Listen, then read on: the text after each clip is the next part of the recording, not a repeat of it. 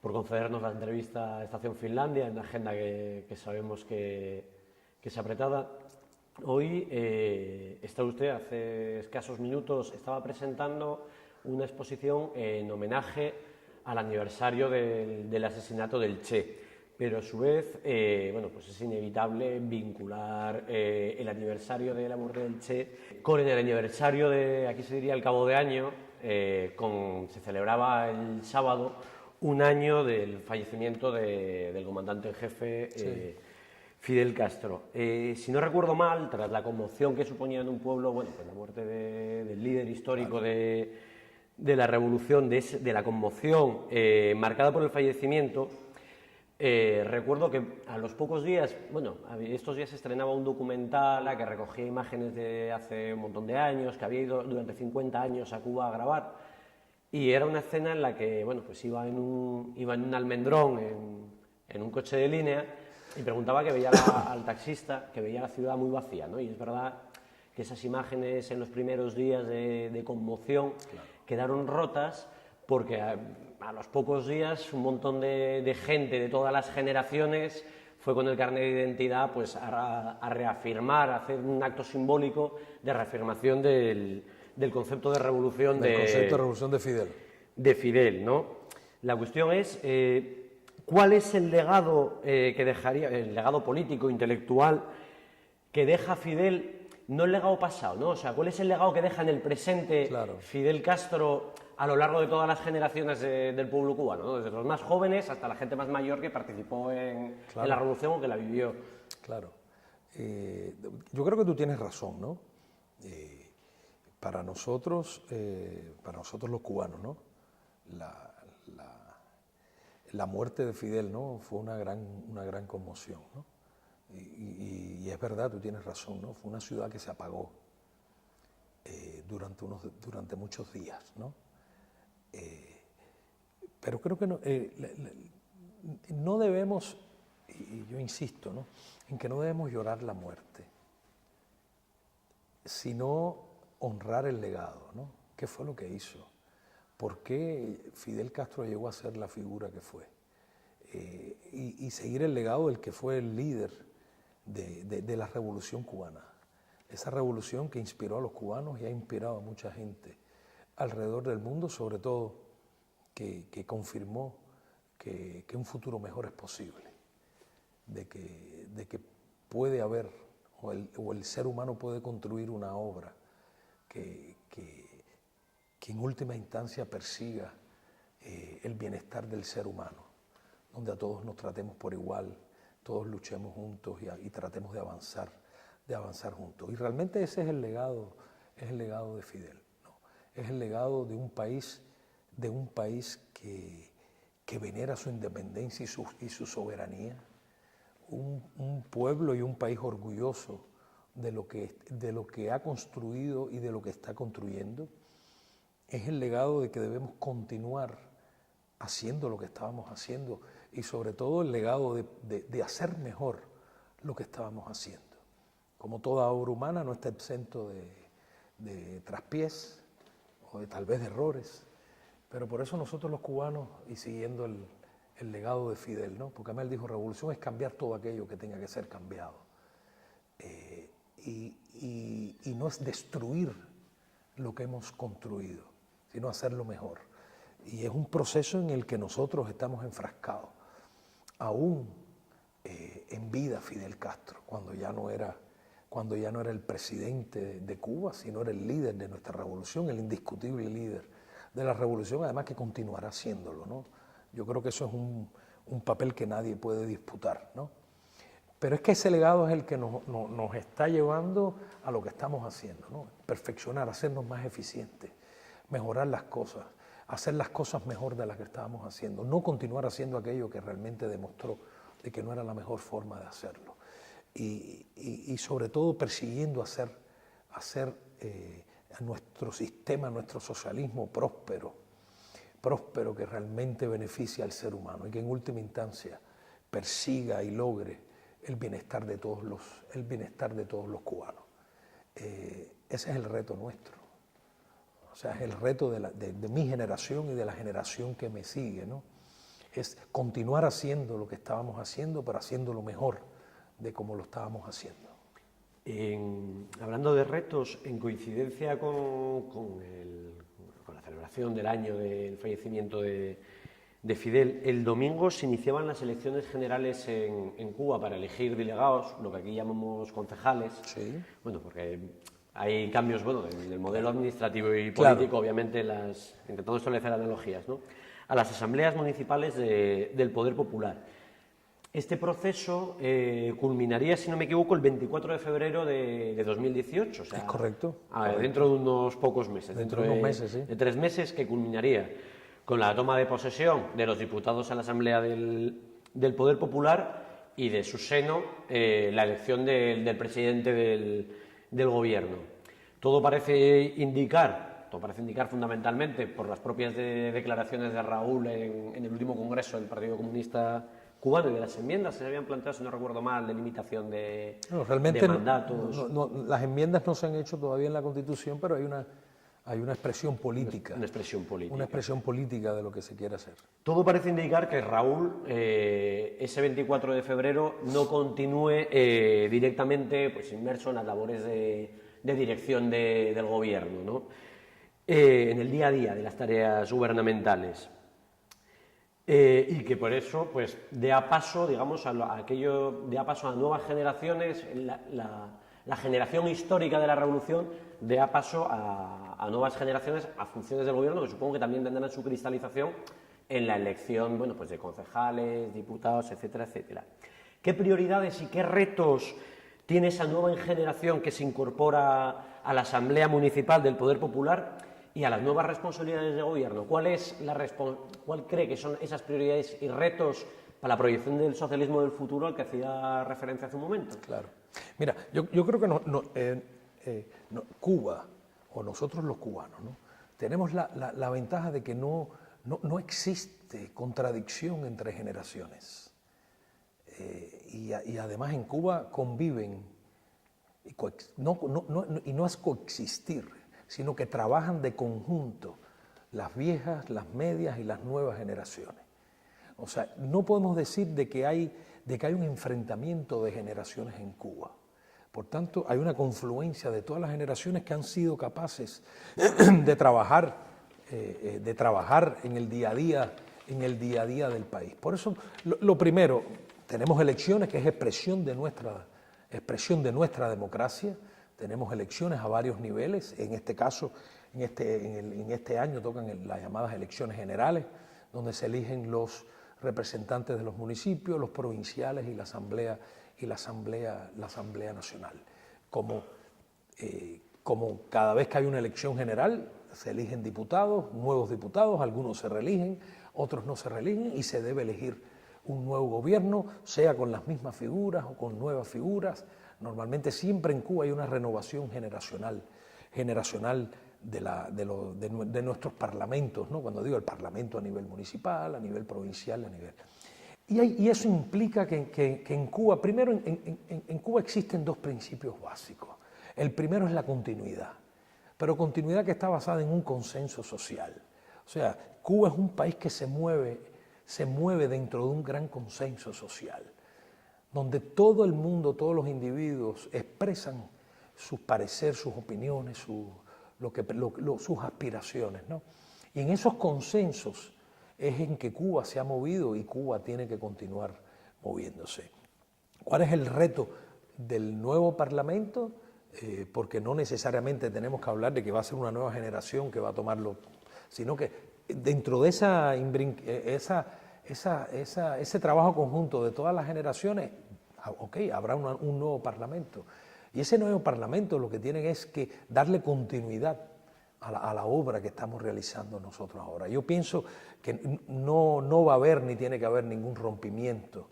No quiere decir empezar de nuevo, no quiere decir que vamos a hacer las cosas diferentes. Nosotros estamos actualizando nuestro modelo desde el 2010. O sea, quiere decir que no es algo que va a ocurrir de pronto, de repente.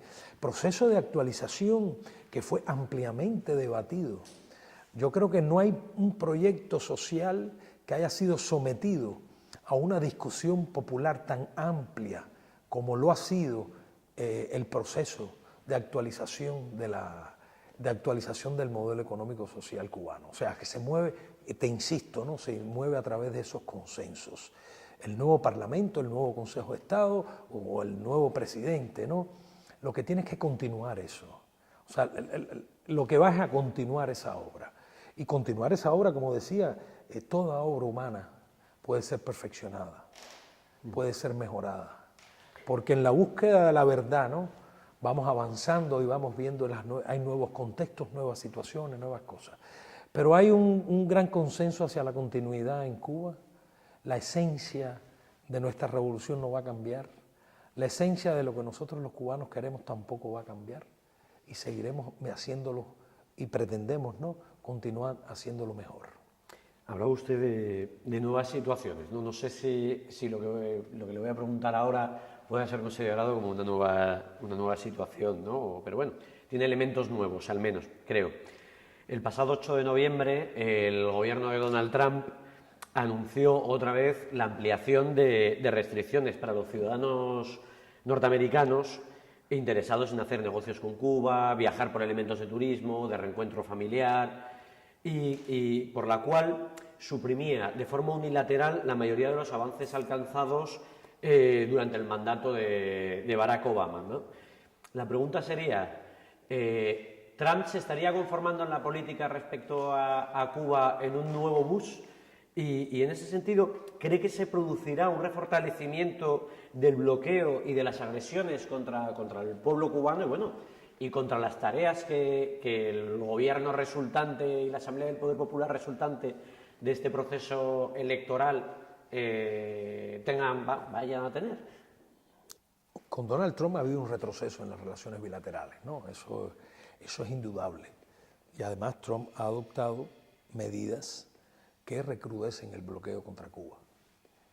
Y además hay un incremento en la retórica anticubana. Algunos dicen de que está utilizando un lenguaje y una retórica que caracterizó los tiempos de la Guerra Fría.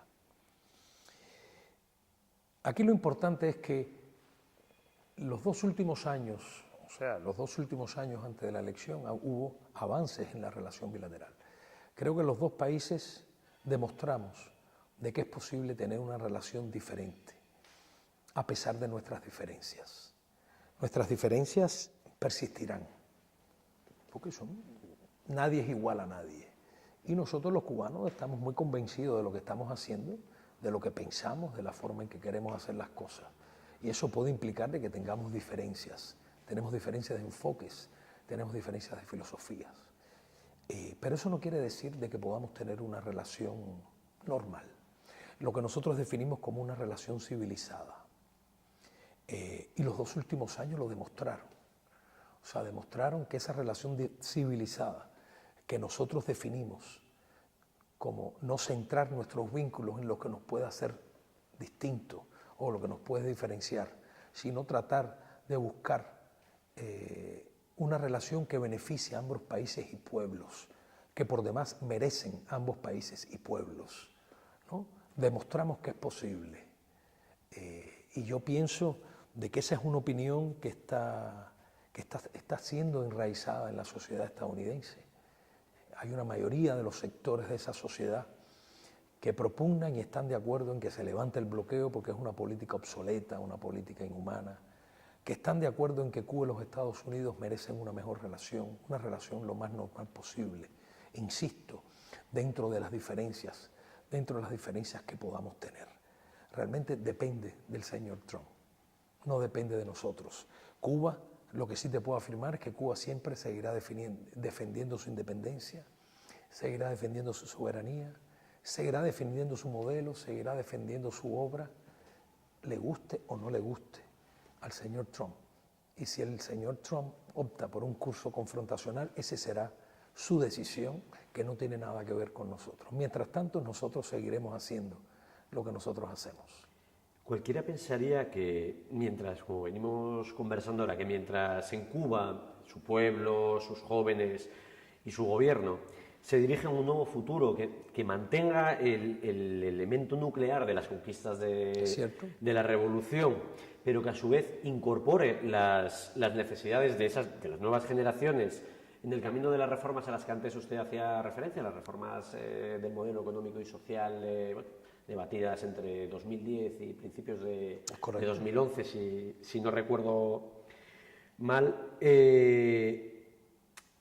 Estados Unidos habría caído en mandos, si me permite la alegoría, de la generación histórica de los terroristas, ¿no? O sea, por confrontación a aquello que llaman la generación histórica de la Revolución. También hay una generación histórica en Estados Unidos en la confrontación desde el año 59 de atentados terroristas contra la figura de Fidel, que son muy conocidos, pero también atentados que tuvieron reflejos, está muy entrado en los 90, bombas en hoteles, etcétera, etcétera, ¿no? Sin embargo, frente a esa política, ya no de confrontación, digamos, de modelos distintos a los que hacía referencia ahora mismo, sino frente incluso a las diferencias, a una política obsoleta que hacía usted referencia procedente, digamos, de la Guerra Fría. Pero, sin embargo, eso confronta con una realidad internacional que acabamos de ver hace poco más de un mes, por el cual mayoritariamente, salvo Estados Unidos e Israel, el conjunto de países de Naciones Unidas se posiciona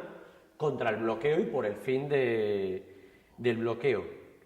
¿Cómo un país como Cuba puede progresar y profundizar en su modelo de democracia y soberanía con, si me permite aquello, parafraseando a Fidel, ¿no? ¿Cómo profundizar en el modelo democrático con la daga imperial en el cuello, ¿no? Sí. ¿Cómo se puede afrontar ese trabajo que había que desarrollar y profundizar sobre las reformas, teniendo a alguien que continuamente esté injerenciando en esas políticas y objetivamente interrumpe el desarrollo normalizado, pues, de las relaciones económicas, de proyectos económicos, empresariales, etcétera, etcétera? Mira, el bloqueo es una política inhumana. El bloqueo afecta al pueblo cubano. El 73% de los cubanos han vivido bajo un bloqueo. Y por esa misma razón es que Cuba, una prioridad para Cuba es el levantamiento del bloqueo, que te reitero, nos daña y nos afecta. Y constituye el principal obstáculo para el desarrollo de Cuba. Eso es una realidad.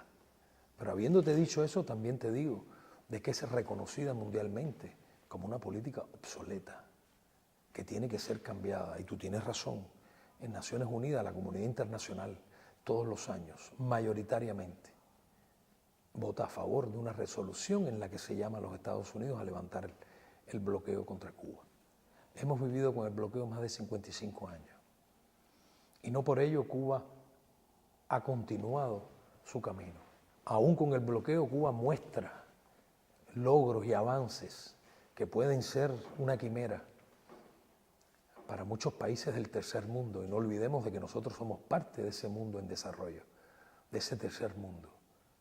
Los índices humanos de Cuba ocupa el lugar 44 en el mundo en el índice de desarrollo humano.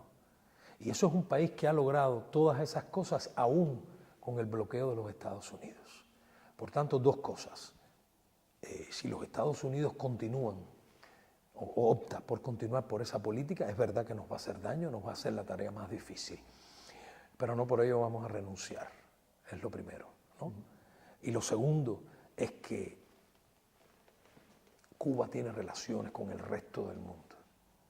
Y si el gobierno de los Estados Unidos actual opta por aislarse de Cuba, bueno, ese es su problema.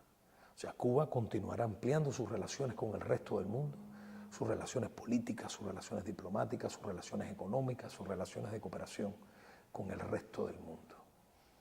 El bloqueo tiene efectos extraterritoriales, afecta también nuestros vínculos con otros países del mundo, les están aplicando la ley estadounidense a terceros, a otros países, pero aún así nosotros los cubanos tenemos un espíritu que nunca perdemos la ilusión.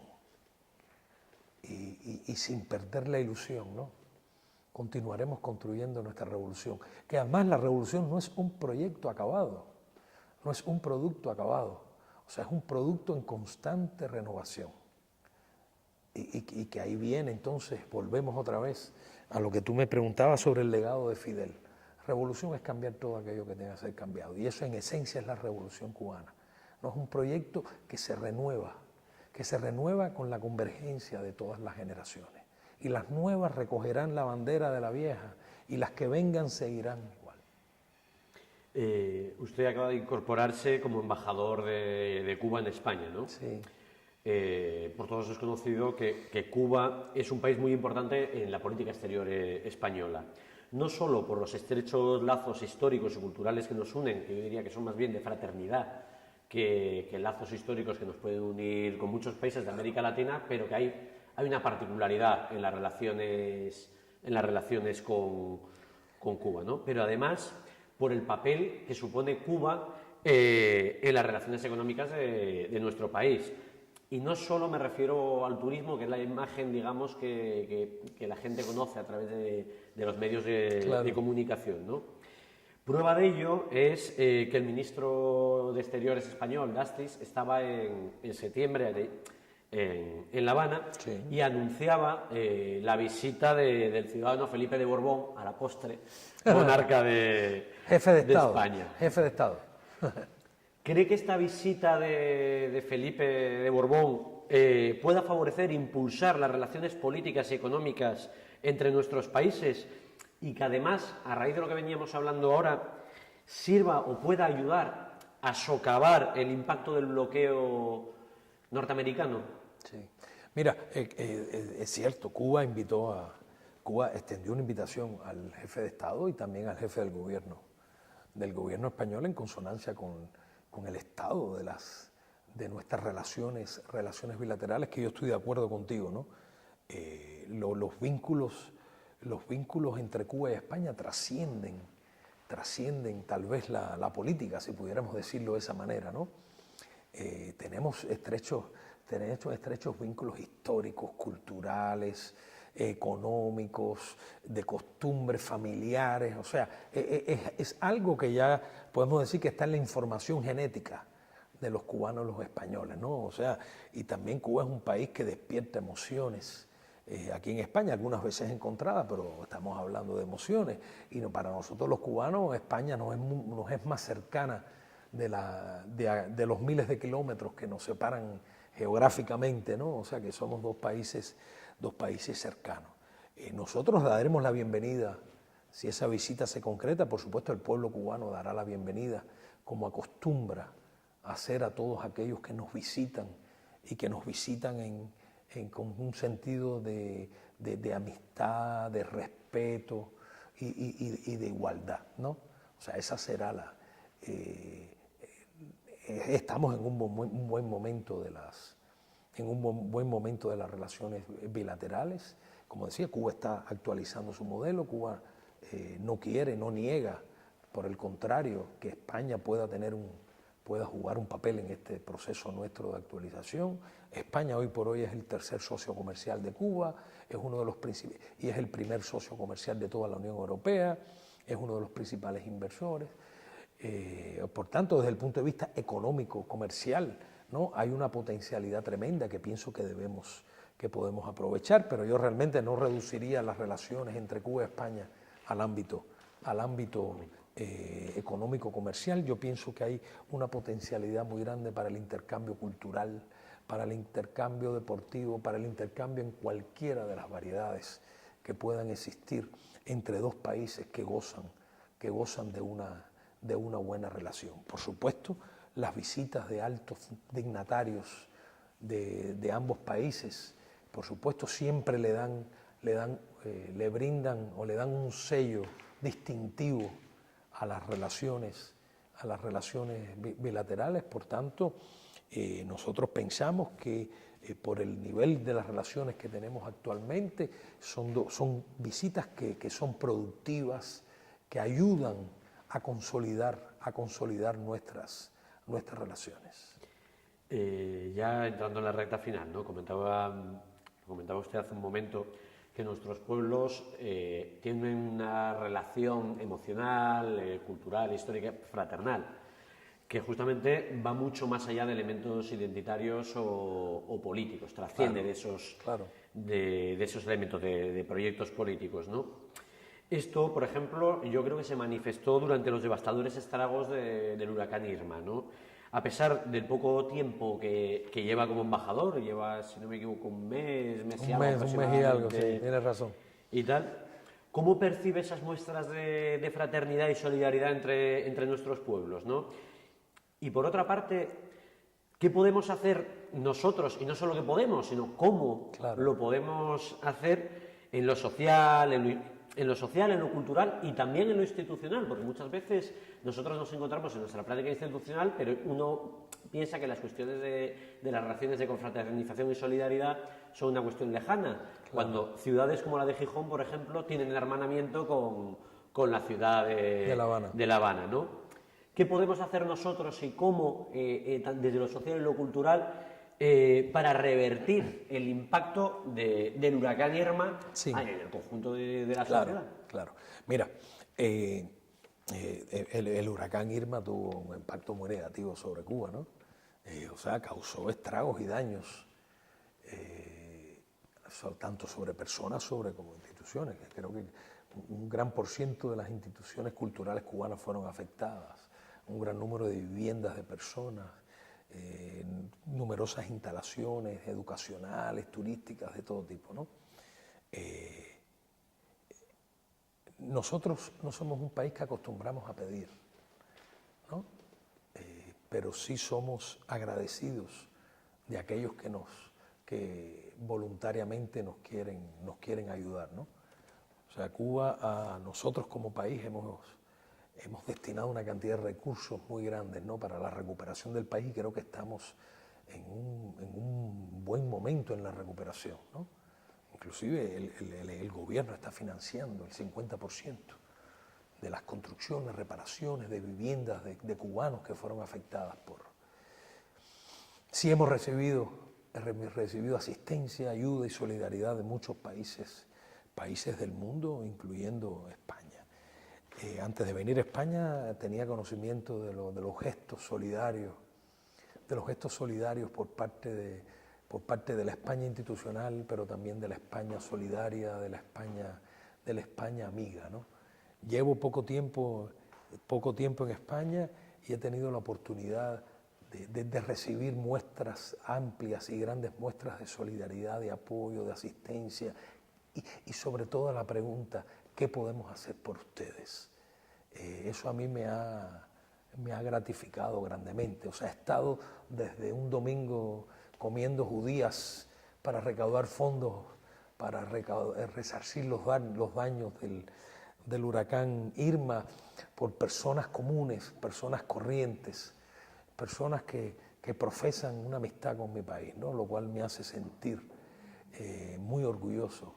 O sea, personas que, aun cuando pudieran tener determinadas diferencias por ideología, por política, por lo que sea, ¿no?, en el momento que es Cuba y asistir a Cuba, todos se han unido. Eso personalmente como cubano, pero además como representante de Cuba, ¿no?, del gobierno de Cuba, y de alguna manera me siento también representante del pueblo cubano, porque yo soy el pueblo cubano, ¿no?